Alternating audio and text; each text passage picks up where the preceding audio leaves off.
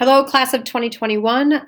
This is Ms. Bellman coming to you to discuss registration for your senior year. Congratulations, you're almost done here.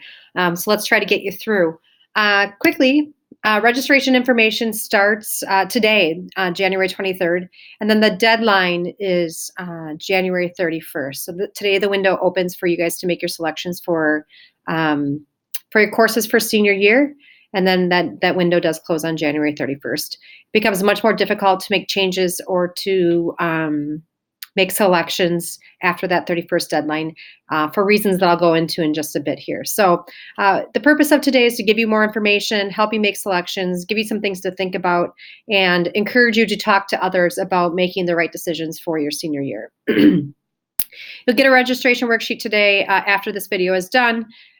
Don't forget that you need to select 14 small little numbers. Each of those small little numbers represents a semester. So 14 semester classes equaling a full day of 7 hours. And then 3 alternate choices, which just help us place you in another elective in case the elective that you are interested in conflicts with something else or is not offered next year. And then the worksheet actually helps you choose the right numbers because we do register based on course numbers. So those numbers are listed on that worksheet that you're going to get in just a bit here. All right, so don't forget, we're available to help you. Your counselors are available to help you and answer questions that you might have. But really great resources are your teachers. They are the ones teaching the courses that you have questions about. And parents, maybe your parents have parented or have their own experiences that they want you to consider, or they might know you quite well and how you manage time or some expectations for next year that will help you decide what courses to take. And then always older students who've been through our courses in the past, and they might have some advice to offer as well. Another really important step for especially you is the fact that if you are planning on going on to a 2-year or 4-year college, you should really be looking at their admission criteria. So you find that by simply just Googling the name of the college and then admission requirements, and then it'll probably list pretty easily what they're looking for from you. So some schools might look for 4 years of math. Some schools might only require 3, but the 3 must be through pre-calc or something like that. So you want to get that information ahead of time so you don't want any surprises or to be excluded from any colleges simply because of a choice you made right now without doing your research. Lastly, the registration manual is available on the guidance website. And that registration manual lists every course that we offer, along with the description, and then any prerequisites that course might have. You'll often find that when you're in my office, if you have a question about a course, I'll either tell you to go to the teacher who teaches the course, or I will encourage you to look in the registration manual, or I'll bust it out right there and we can read it together. But there isn't any secret way of knowing anything about any classes besides going through that registration manual or going to the teacher.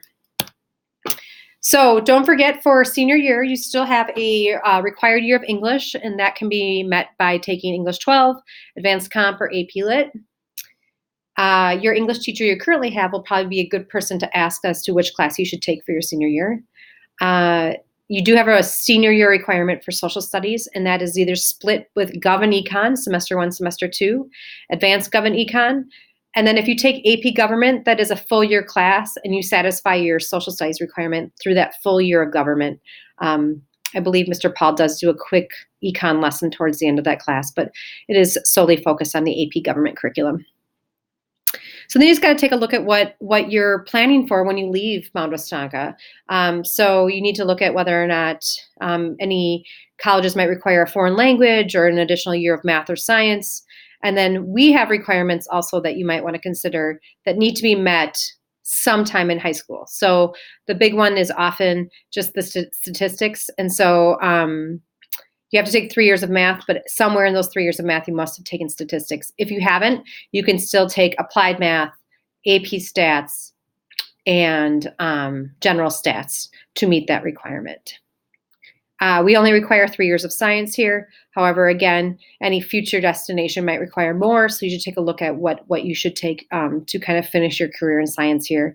And then fine arts, we have been preaching this for a while, but 1 year of choir or 1 year of band is all you need in order to meet that fine art requirement. or you can do 2 semesters of something else along the way somewhere in your high school career. You must have 6 credit earning courses to be considered full-time here at the high school. So that's what we'll be looking for next year. So that would either be 6 courses in an SPP or something like that. But again, we'll talk about a little bit more about choosing a course instead of an SPP and then backing off down the road. Here are your art options for next year. If you've not met your art credit, these are the classes that you can take in order to meet that art requirement.